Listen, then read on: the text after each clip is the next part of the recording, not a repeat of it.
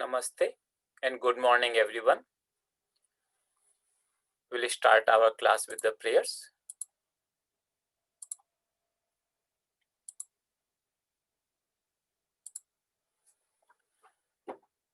Om Gurur Brahma Gurur Vishnu Gurur Devo Maheshwaraha Guru Sakshat Parabrahma Tasmai Shri Gurave Namaha. Om Sahana Vavatu Sahanau Bhunaktu सह वीर्यं कर्वावहै तेजस्विनावधीतमस्तु मा विद्विषावहै. ॐ शान्तिः शान्तिः शान्तिः. Now we'll chant Mahamrityunjay mantra 3 times to pray for those who are in suffering.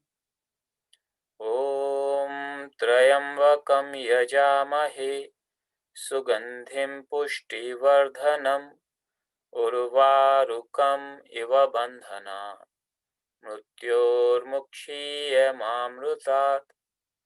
ॐ त्र्यम्बकं यजामहे सुगन्धिं पुष्टिवर्धनम् उर्वारुकम् इव बन्धनात् मृत्योर्मुक्षीयमामृतात्.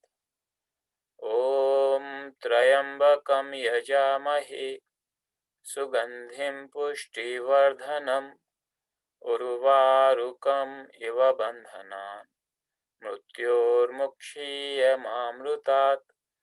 ॐ शान्तिः शान्तिः शान्तिः.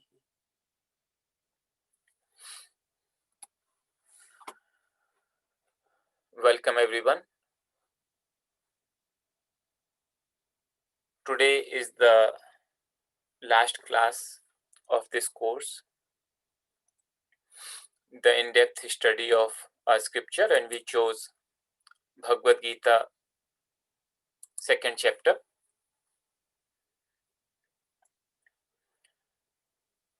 The genesis of this course was as a result of my taking Sanskrit course. So I first taught Sanskrit 01 for beginners earlier this year in April, and there was a request for continuing the Sanskrit course. So then I thought, let me take it in this manner, that one part would be purely focused on grammar and another part would be how to use the Sanskrit to understand the scripture. So we took Bhagavad-Gita as an example of applying those principles of Sanskrit grammar to understand the scriptures.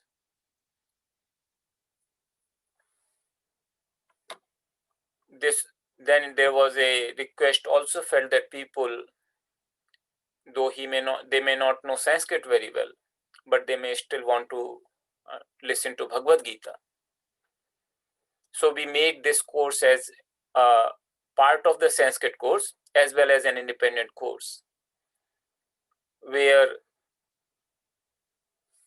both aspects will be covered. How the meaning of the verse is derived from Sanskrit grammatical principles, as well as to understand the verse and little bit of the philosophical aspect of it. Not like a really detailed commentary, but just the simple meaning that what the verse is saying. So as we moved along this journey in this course, we decided to cover till the verse 30, because that's where the teachings of Sankhya Yoga, the chapter name, Sankhya Yoga, that comes from the teachings covered up to this verse. Actually, the 20 verses from 211 to 230. This makes the crux of the name of this chapter, Sankhya Yoga. Sankhya generally in India refers to a particular school of philosophy.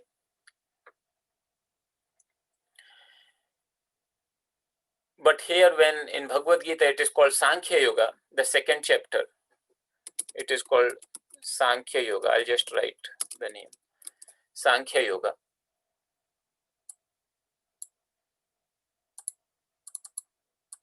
It is related to Vedantic teachings, not necessarily the Sankhya as the separate school of philosophy. The word here Sankhya refers to Samyak Akhyayate iti Sankhya, the something by which you explain something very well, completely or clearly. That is Sankhya. And it in general relates to the Jnana Yoga. So generally these are equivalent terms, Sankhya Yoga and Jnana Yoga. And that's where the second chapter or the teachings of Gita start from verse 211 and they go up to verse number 230. So that's where we decided that we'll cover this much and we'll stop there as a part of this course. Second chapter itself has 72 verses, and if there is interest, then we can take the second part of the second chapter covering the remaining 42 verses, which covers primarily the Karma Yoga, a very important topic, and also the characteristics of a realized person, in addition to some other aspects that how if a person also follows his dharma can be free from sorrow. So in today's class, because we have already covered these 30 verses in detail along with the grammatical analysis, so we were using this spreadsheet format where we were analyzing each and every word, its grammatical structure, and coming up with the meaning. So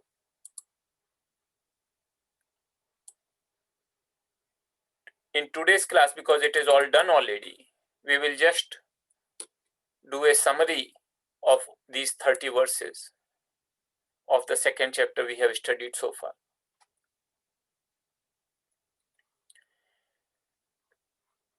If there are any questions, you please feel free to write it in the chat window. We can have it as an interactive session. So as I said that this is the Sankhya Yoga or Jnana Yoga,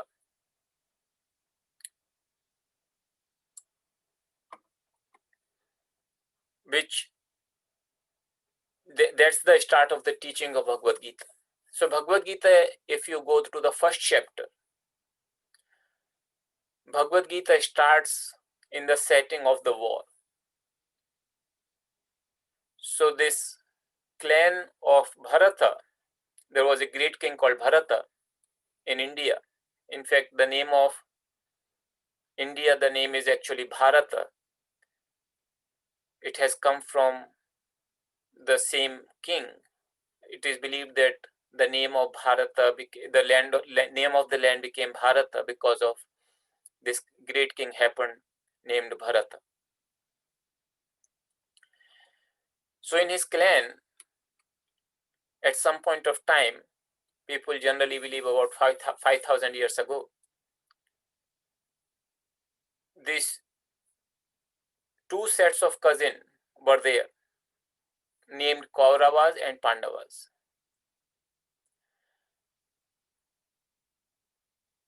And these two did not go along with each other very well. There was a dispute related to the kingdom, and Pandavas were the ones who were on the right side. They were following the principles of righteousness, dharma. Duryodhana, the head of Kauravas, he was not very particular about dharma, so he grabbed their kingdom And when Pandavas asked for the kingdom, Duryodhana refused, leaving the way only for a war. There was nothing else which was acceptable to him. So the war was inevitable. And because this war was so comprehensive that almost every king of India at that time participated in it. It's called Mahabharata, the story of the great story of the clan of Bharata.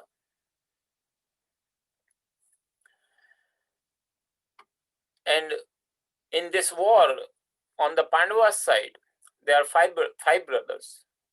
The middle brother Arjuna, he is the foremost warrior. He is the world-renowned archer, and he has all enthusiasm going into this war because he wants to uphold dharma, the righteousness. He has agreed to be as a part of his duty to participate in this war. And he also requested his friend Lord Krishna to be his companion. So Lord Krishna put a condition that I can join you in the war, but I will not hold the weapons.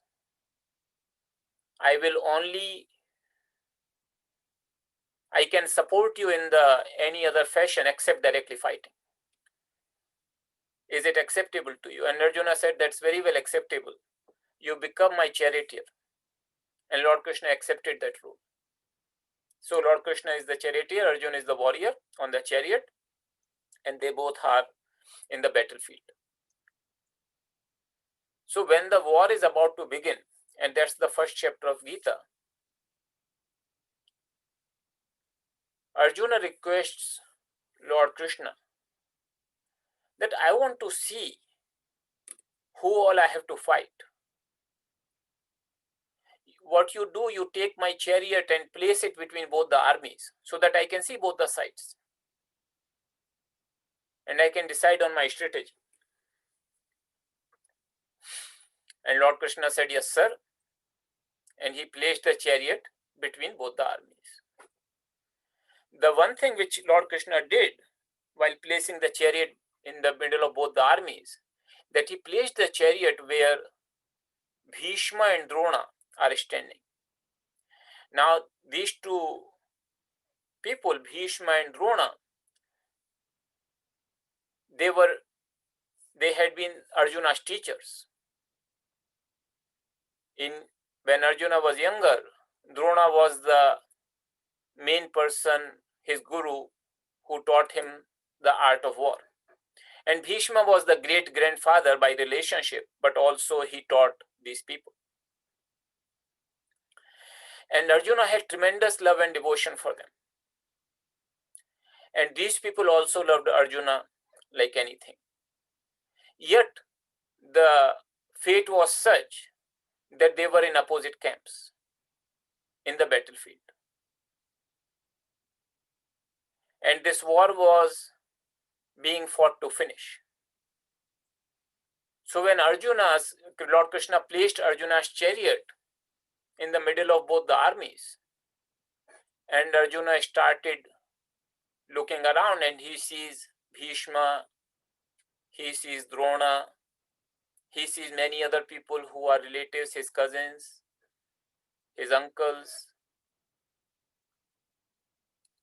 and all the other relatives. A tremendous realization dawned upon him that this war which I am going to fight, people who will be killed, whether they are from this side, my side, or the other side, they are the people very near and dear to me. And as a result, no matter who wins, it will be a loss. And more he thinks about it, more he is overcome by sorrow, by his attachment and attachment resulting to sorrow. And he started talking to Lord Krishna, look, for some reason we have decided upon this course of action, but it was not right.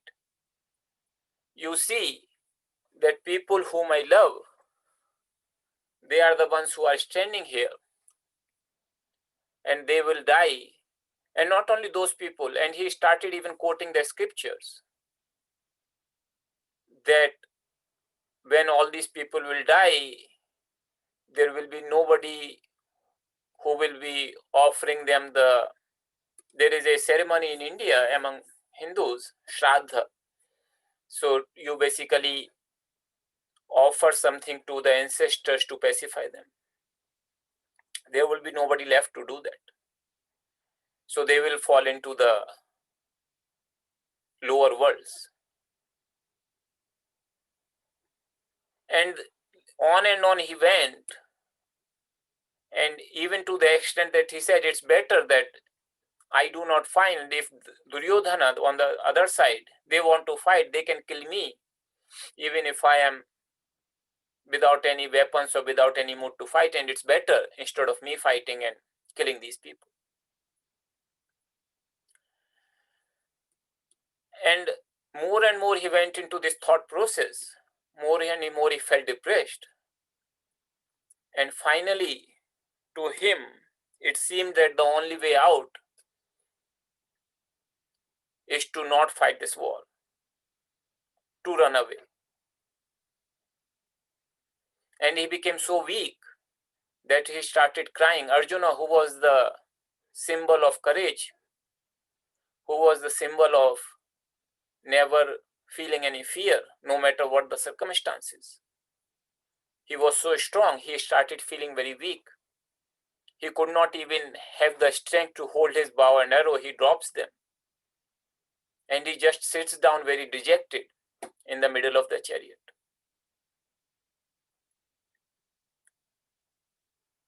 So even though Arjuna thought that the solution is not to fight the war,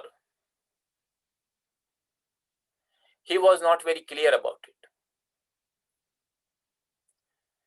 Somewhere in the back of his mind, he also knew that to run away from the war is not the right thing. Because of this confusion, he felt himself very weak and dejected and in sorrow. And he just sat there. So when Arjuna is speaking all these things, Lord Krishna did not say a word. He just kept listening. And then the second chapter starts. So this was the background of the second chapter of Gita. Then the second chapter starts.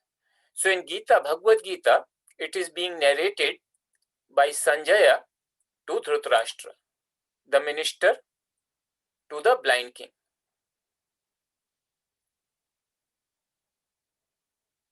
And so that's where the first verse starts of the Bhagavad-Gita. That Sanjaya Uvacha. Sanjaya said. He spoke to Arjuna, who was overwhelmed with pity, whose eyes were filled with tears and he was agitated. To that Arjuna, Lord Krishna spoke. So in the next two verses, 2.2 and 2.3, what Lord does, it's not really teaching. It's more like scolding Arjuna that how has this infatuation overtaken you at this odd hour, this delusion. This is not something which is pursued by the noble persons. This does not lead to heaven or fame or glory. And then in the next verse he is saying, O Arjuna, do not yield to unmanliness. This is not something which is behoving you. So you give up this weakness of the heart and get up. These are very strong words to Arjuna. Arjuna, because as I told you, he was a warrior, unparalleled. He was unmatched actually. So to hear these words, it was not easy for Arjuna to swallow these words. But two things. One, he is in such a state of dejection, confusion. On the second, that Lord himself is telling these words. He listened to them and he started thinking. So first he becomes a little reactive. Maybe he was expecting that Lord will say, okay, what you are thinking is right. Let us go from the battlefield and tell Duryodhana that we do not want any kingdom and we are ready to go to forest and let us not have the war. So maybe he was thinking that Lord Krishna would support his view. But it has come completely opposite. Not only Lord Krishna did not disagreed with him, he not only disagreed with him, but also chastised him in pretty strong words.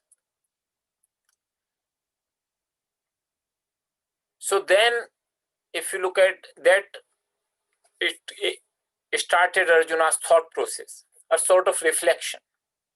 So first, a little bit he is reactive. He is saying, it's not that I have become unmanly or I am having fear of the war, but it is just that Bhishma and Drona, those whom I consider worthy of worship, how will I fight them with the arrows? How will I kill them in the battlefield? That certainly is not right. In fact, he then further justifies his thing that it is better to live on alms in this world instead of slaying these noble people. Because if we kill them, what we will attain at the most? We will attain this kingdom and all its the objects of enjoyment, the pleasures, but they would be as if stained with their bloods. But more and more Arjuna reflected upon it. More and more it occurred to him that his problem is not simply that he has to kill Bhishma and Drona and other people. His problem is actually that he is simply not very clear what should he do. So he says we do not even know which is preferable for us, to fight or not to fight. Nor do we know whether we shall win or whether they will conquer us.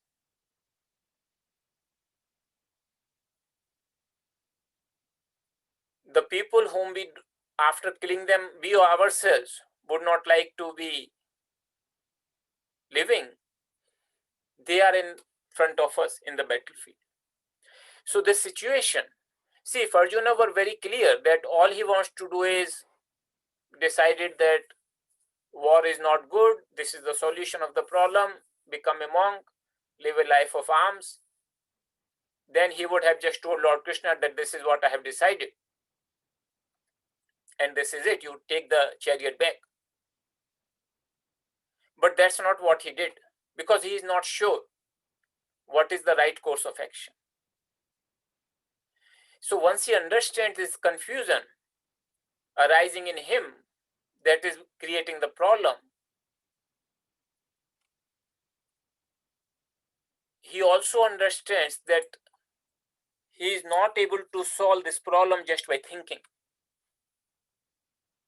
Just by analyzing this problem is not going to be resolved. Because this problem is much deeper than simply the current circumstance. It's not even though the emotions are evoked because of particular circumstances, the problem is bigger than that.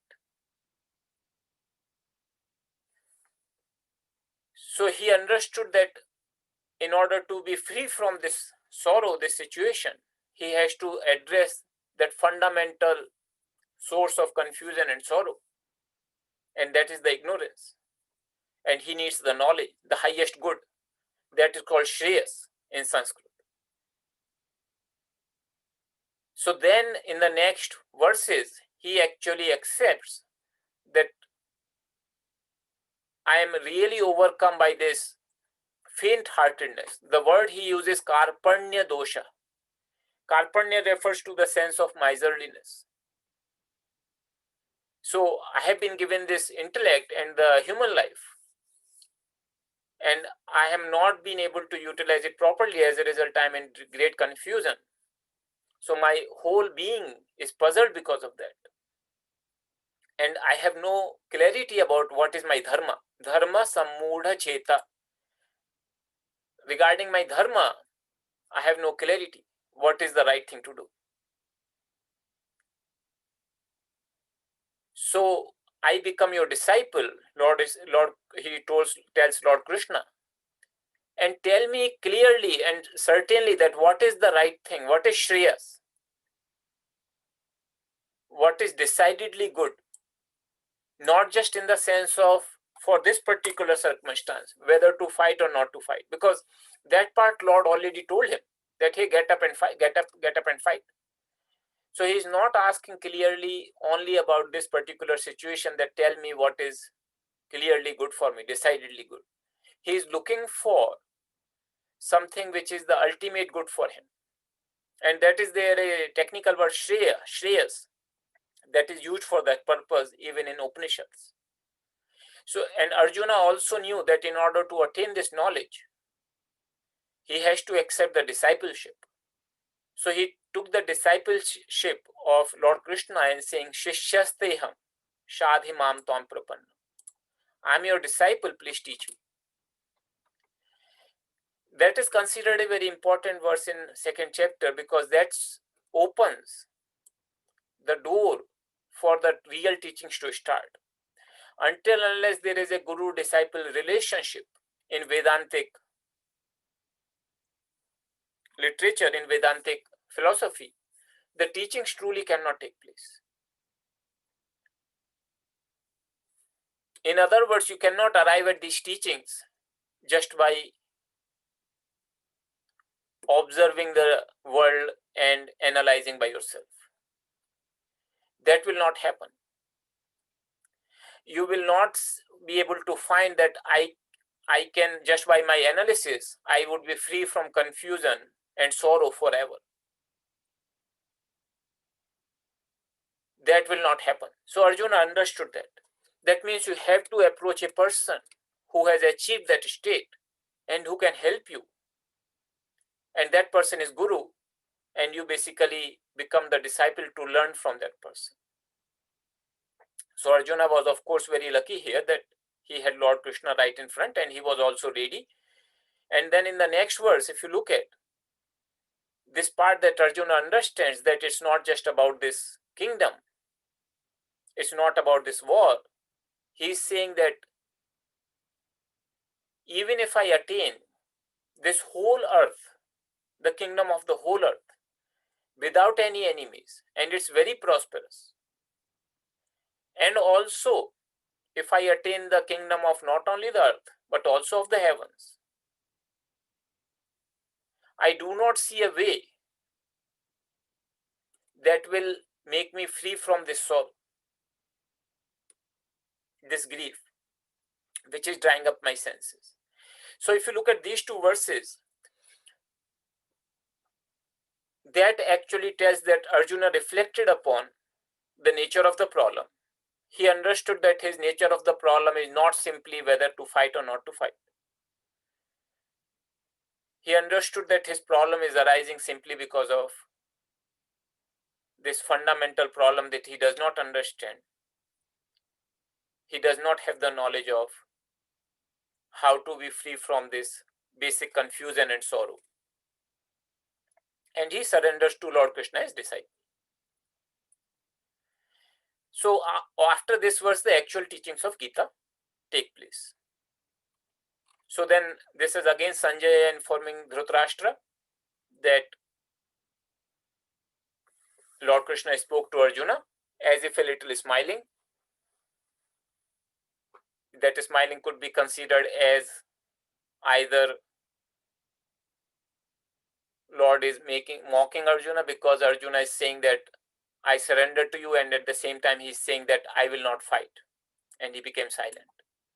Or it can be understood that Lord became happy that finally Arjuna, I've been waiting for this moment. Lord Krishna and Arjuna were friends their whole lives, and anybody who has this knowledge, the best gift he can give to another person is to impart this knowledge. And Lord Krishna must have been thinking that Arjuna, I have been waiting for you, for this moment to come to me to ask for this knowledge. And finally that moment has come. So this verse can be taken in either way. And he started addressing Arjuna about this knowledge right in the middle of both the armies. So it's not that he said, let us go to a forest, there would be some peace and calmness. He actually, right in the middle of the armies, he started addressing Arjuna. So the very first verse, this is considered by many masters, the starting verse of the teaching, of the Vedantic teaching of Bhagavad-Gita 2:11. So he's saying, Arjuna, you grieve over those who should not be grieved for, and yet you speak like the learned. Wise men do not sorrow over the dead or the living. So they do not have any sorrow about either the dead or the living. That means they are free from sorrow. Who are people who are free from the sorrow? Wise people. So wise people are not those who can speak like learned. So Arjuna, even though you are speaking like the wise people, but essentially you are ignorant. That's essentially it means. Because if you truly were learned, if you truly were wise, you would not be in this state. You would be free from sorrow. Another way to understand this verse is that it is the knowledge which frees you from sorrow, and ignorance is the cause of the sorrow. So in the very first verse, Lord Krishna actually makes it very clear that it is knowledge which will make you free from sorrow. And knowledge is not simply to be able to read the scripture and to be able to quote them, as Arjuna was doing, but to understand that self-knowledge, which also refers to who am I, that knowledge will make one free from sorrow.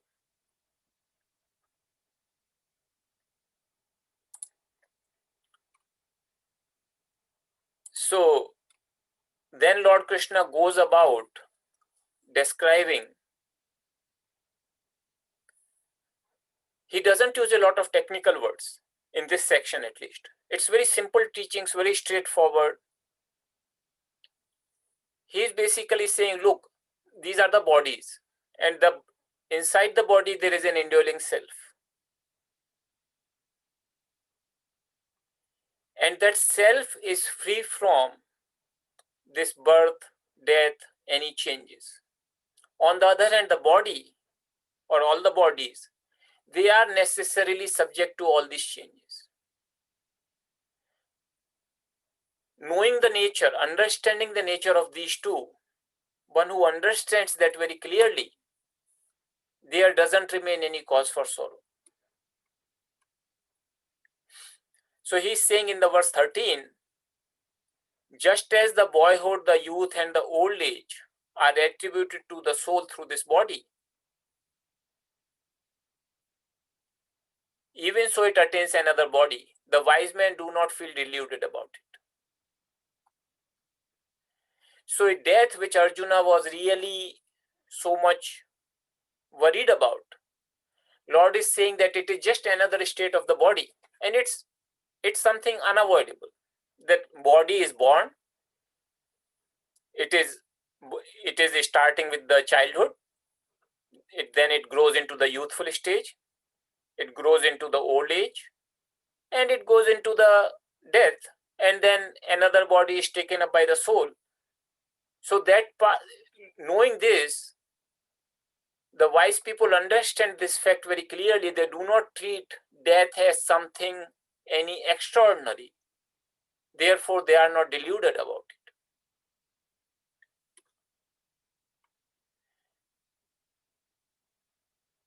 And he's saying that the pairs of opposite which inflict all the people. A person who can maintain the equanimity in these pairs of opposite, he becomes eligible for immortality.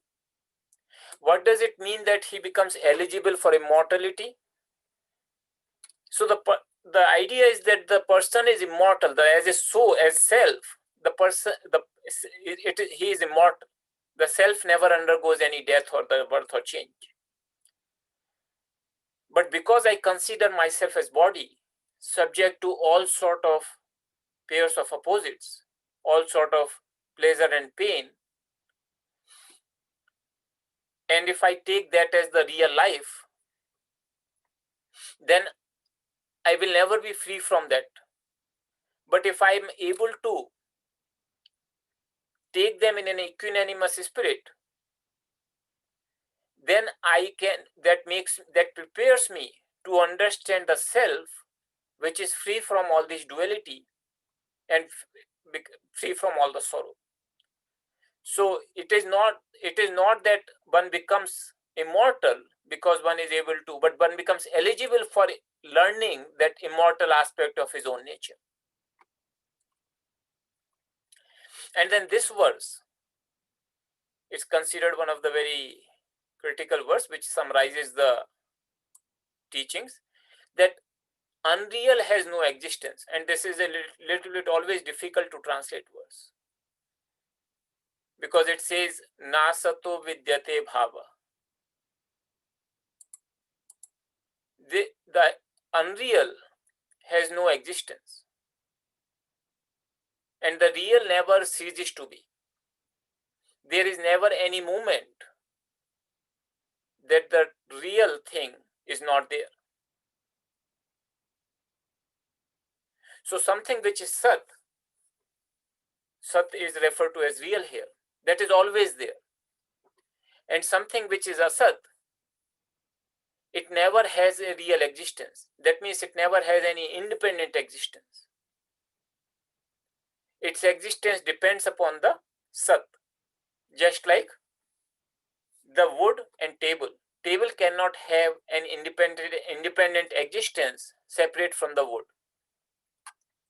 In that sense, the world, the whole world, all the bodies, they cannot have any independent existence separate from the Sat. The Sat itself is the name of existence. And he's saying that this thing, this principle which I am telling you, it is not just my principle, but all the seers of the truth, they have clearly perceived this thing. And that's what I'm telling. Then further again, he is further and further explaining to Arjuna that how the self is imperishable and nobody has the power to destroy this. Just like the table has no power to destroy the wood, similarly, there is nothing which can destroy the self, because all other things have the existence dependent upon the self. So nothing has the power to destroy the self.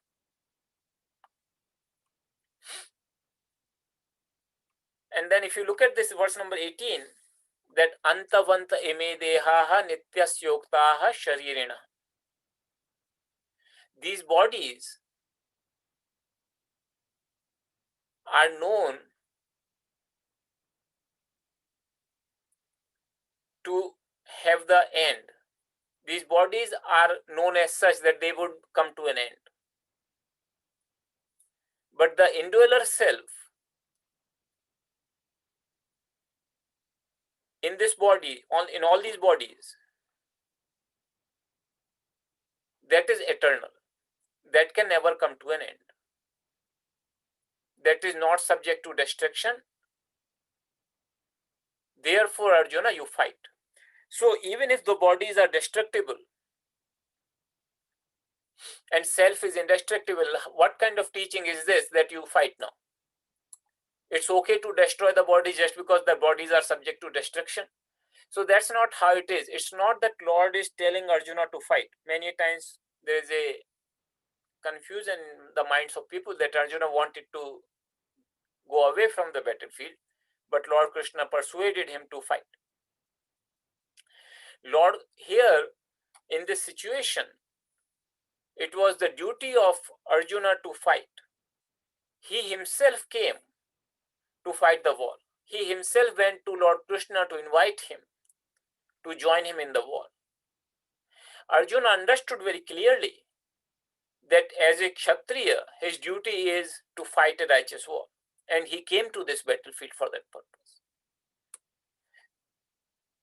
Now, because of this delusion, he was moving away from his duty. Lord Krishna is telling that, look, what I have told you, this knowledge that should take care of your delusion, this confusion, and therefore you should resume your duty, which is to fight this war. So if it were suppose a student who would not be like to study because he wants to become, he doesn't like studies for some reason and he wants to become a sadhu, then Lord Krishna would have told the student that now you should study. I have told you these teachings, now you should study. So in that sense, Lord Krishna is telling Arjuna that therefore Arjuna, you fight, you should fight.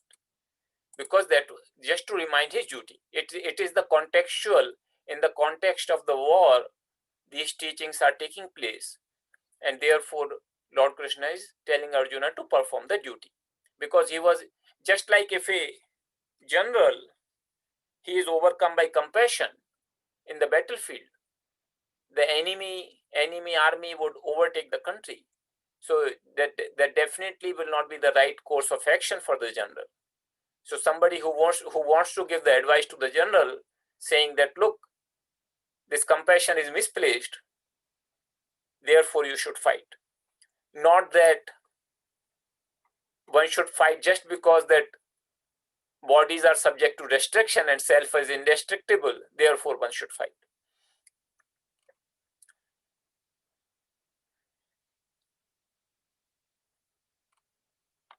So here in this verse number 20, he is saying soul is never born, nor it ever dies, nor does it become only after being born, for it is unborn, eternal, everlasting, primeval, and even though the body is slain, the soul is not. So there is a very juxtaposition with the body. Body is subject to birth, self is not. Body is subject to death, self is not. Body is subject to sometimes coming into the being and then also being there for some time and then subject to destruction, the self is not. And also the body finally is meets its death. Again, having the death of the body does not affect the self at all. So this verse in India is very popular. Vasansi jirnani yatha vihaya. Many people chant this verse number 22, 23 at the time of death of a person. That he is giving a example here, just a man.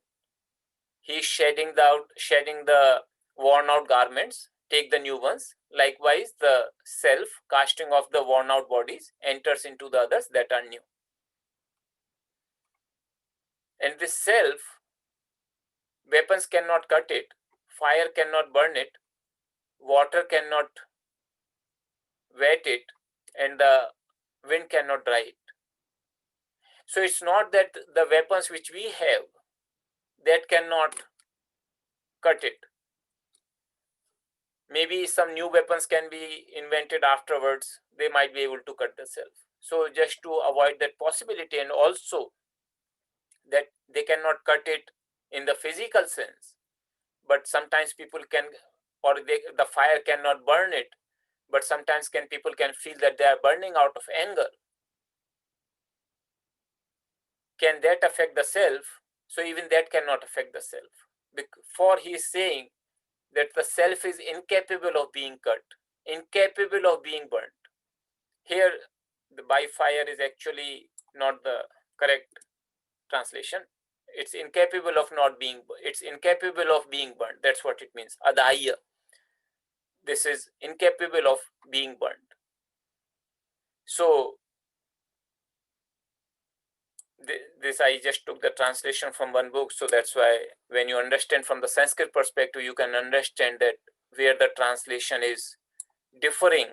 And that was one of the purpose of this course, that we can understand and have the proper understanding of the verse using the Sanskrit grammatical analysis.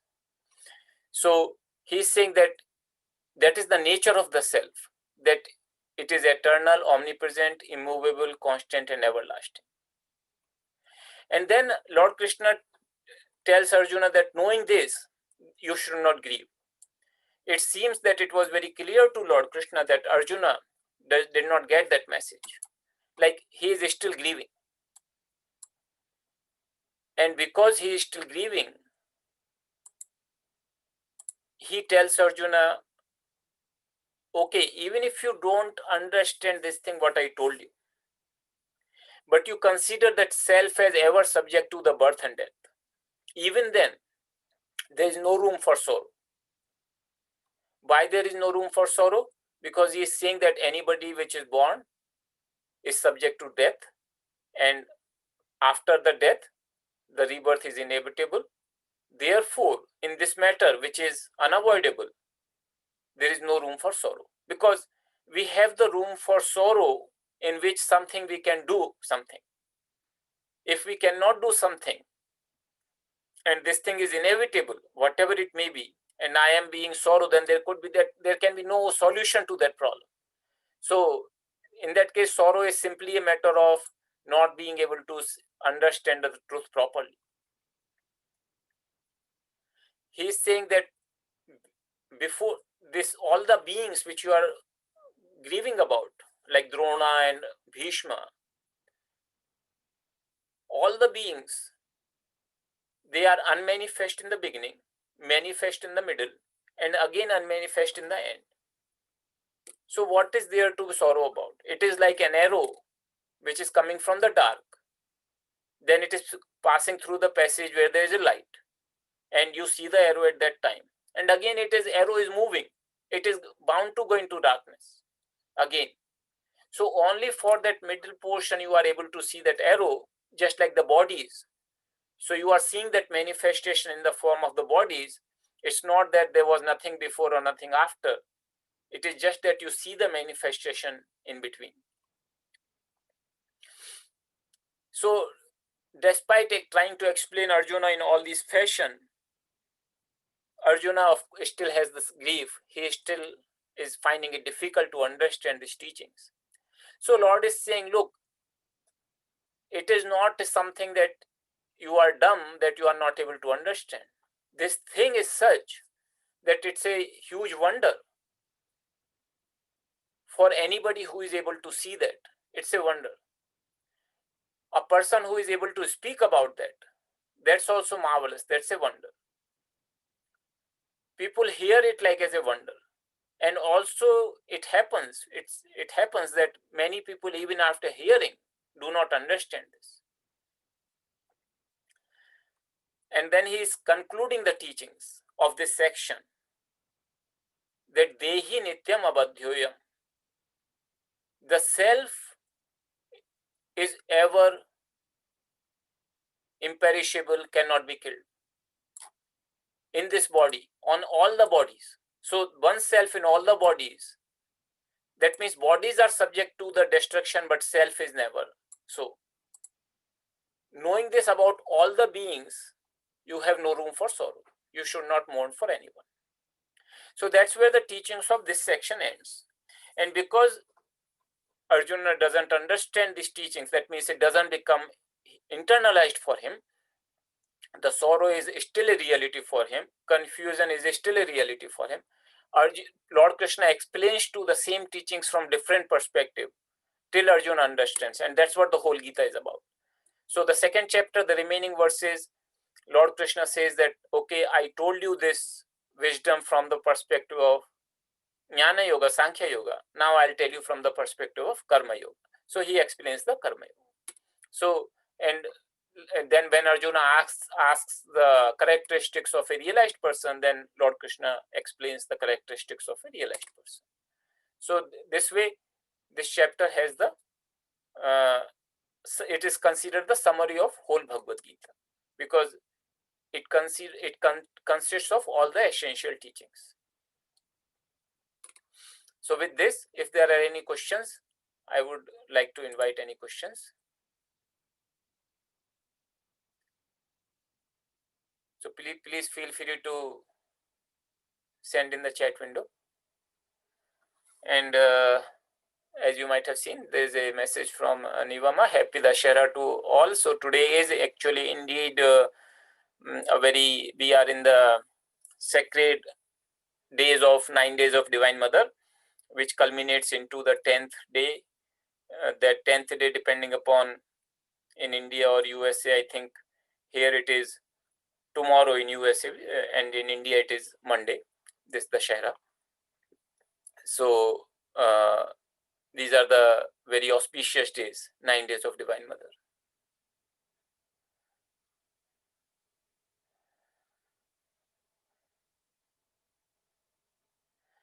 So there is a question here. Thank you for these teachings. Can you please summarize the teachings of Karma Yoga in chapters 2 and how they differ from chapter 3?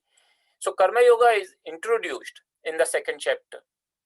And because Arjuna has further questions, they are further elaborated in chapter 3 and other chapters, not just chapter 3, but in other chapters also, those teachings are elaborated. So by itself, it's a detailed topic of Karma Yoga, and many people find it difficult to understand that what is the thing which makes it Karma Yoga. It's certainly not something that you do a lot of karma that becomes Karma Yoga. It is the spirit in which you do any karma. Even if somebody, so one person doesn't have to change what he or she is doing, just the attitude in which what he or she is doing has to be changed in order to practice Karma Yoga.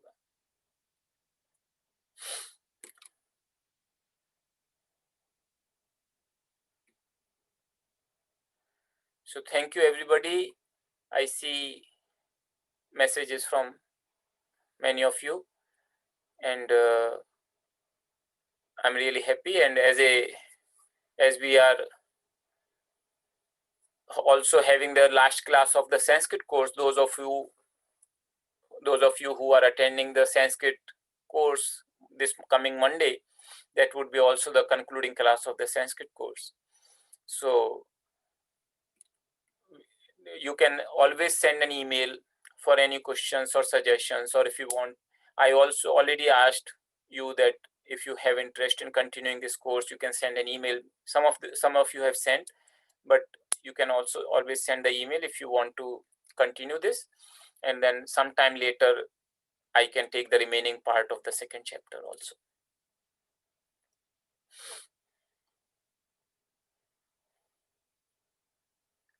And if there is also a request for any other scripture which you might be interested in, we can take another scripture also, like Ramayanam or something like that. So I would definitely like the feedback from all of you to understand that what all would be something that you would like, you would really enjoy. Gita is a very natural choice because all of us are interested in Gita, but there are many other scriptures which we can take up and discuss them together. So please send those things on the email, because that way we can have in the email whatever your suggestions, questions, feedback.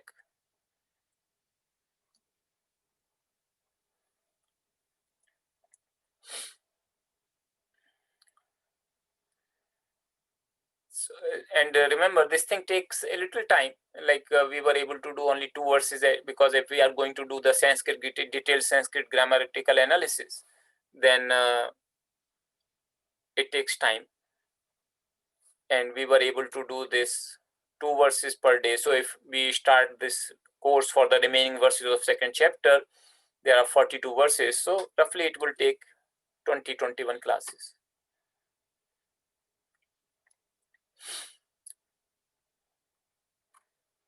So with this, I'll conclude the class with the prayers. Thank you everybody for your love and appreciation and gratitude. It has been a beautiful journey for me also. It also became my own studies for Bhagavad-Gita. So that way I also got to learn.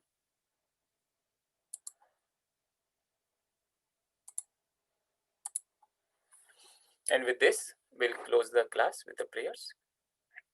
Sarve bhavantu sukhinah, sarve santu niramayah, sarve bhadrani pashyantu, ma kaschid dukkha bhag bhavet.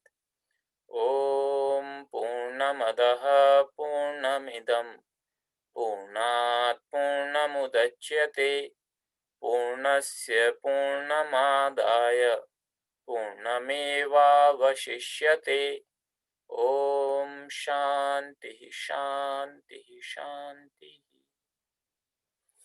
Thank you everyone.